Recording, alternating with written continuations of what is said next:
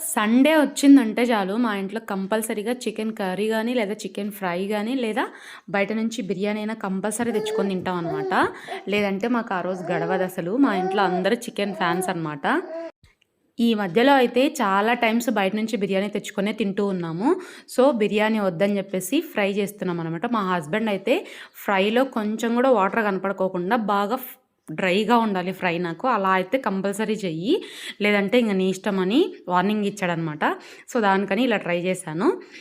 చాలా బావుంటుంది. ఒకసారి మీరు కూడా ట్రై చేయండి. నేను వేరే మసాలాలు ఏవి వేయలేదు. ఆ మసాలా కోసం ఈ పెప్పరు, జీలకర్ర అలాగే కొంచెం లవంగము, చెక్క, ఎండుమిర్చి బాగా వేయించి పౌడర్ చేసి చేశాననమాట.